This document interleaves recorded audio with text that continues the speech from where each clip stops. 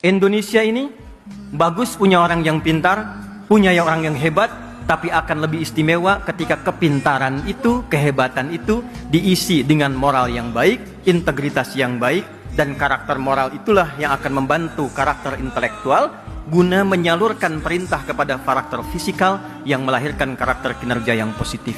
Ketika hubungan dengan Tuhannya baik, moralnya bagus, maka pelayanan kepada orang-orang sekitaran pun akan maksimal. Nabi melakukan tugasnya 20 tahun, Pak Presiden, untuk meningkatkan nilai takwa ini. 10 tahun di Mekah, persiapan 3 tahun, 10 tahun di Madinah. Ibu Menteri Keuangan saat pindah ke Madinah, itu namanya bukan Madinah tapi Yathrib. Kondisinya di bawah resesi jauh sekali, Bu. Kemudian kondisi pasar kacau, dimonopoli. Pak Menko Polkam, izin Pak, kriminalitasnya tinggi, tak terkendali. Tapi dengan nilai takwa ini diselesaikan hanya dengan 1 tahun. Krisis ekonomi selesai dalam 2 tahun. Dan dalam 20 tahun terjadilah generasi emas yang dihadirkan sehingga melahirkan suasana kota yang berkemajuan. Kelak itu disebut dengan Al-Madinah Al-Munawwarah. 20 tahun. Sekarang tahun 2025. Jika Anda menginginkan generasi emas 2045, kita punya durasi waktu yang sama, 20 tahun.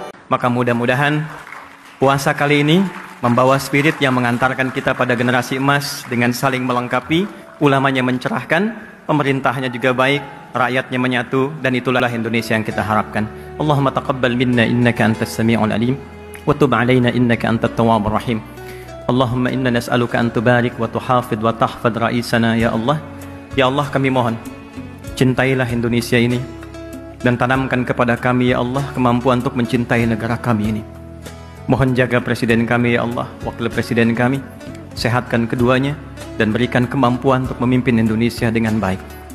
Allahumma ya Allah, ij'al wahfad kullal wazara al-mawjudin fi hadzal maqam asy-syarif bi ri'ayatika wa bi rahmatik. Ya Allah, Maha rahmati, berikan penjagaan, perlindungan dan kesehatan kepada seluruh keluarga besar Kabinet Merah Putih yang dengan kasih sayangmu ini dapat menunaikan tugasnya dengan baik dan dalam penjagaan yang maksimal. La tada'lana fi maqamina hadza dzamban illa ghafartah. Jika ada pendosa di tempat ini, jangan biarkan dia meninggalkan tempat ini kecuali Engkau ampuni seluruh dosa-dosanya. Wala hamman illa farajtah. Jika ada yang merasa gelisah, mohon tenangkan jiwanya. Wala asiran illa yassartah. Jika ada yang sedang mengalami kesulitan dalam tugasnya, mohon ringankan tugasnya. Allahumma ihfadz ulama'ana waj'alhum mukhlashina lakad-din. Ya Allah, mohon jadikan para guru-guru, para ulama, para tokoh masyarakat merupakan orang-orang yang baik yang mendampingi masyarakat untuk mencerahkan dan membangun kesatuan dan jauhkan mereka dari perpecahan. Allahumma ij'al baldatana Indonesia baldatan thayyibatan wa anta tardaha. Dan mohon bimbing kami ya Allah untuk menjaga negeri ini dalam ibadah kepadamu sehingga menjadi negeri yang makmur, yang baik, yang Engkau ridai. Rabbana atina fid dunya hasanah wa fil akhirati hasanah wa qina adzabannar wa akhiru da'wana alhamdulillahi rabbil alamin. Terima kasih. Nasrun minallah fathun qarib. Wallahu muwaffiq ila aqwamit thariq. Assalamualaikum warahmatullahi wabarakatuh.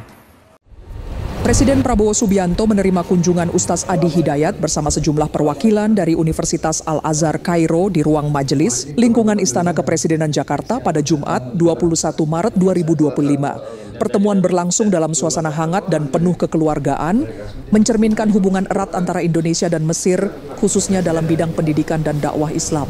Presiden Prabowo menyambut langsung kedatangan para tamu di ruang majelis.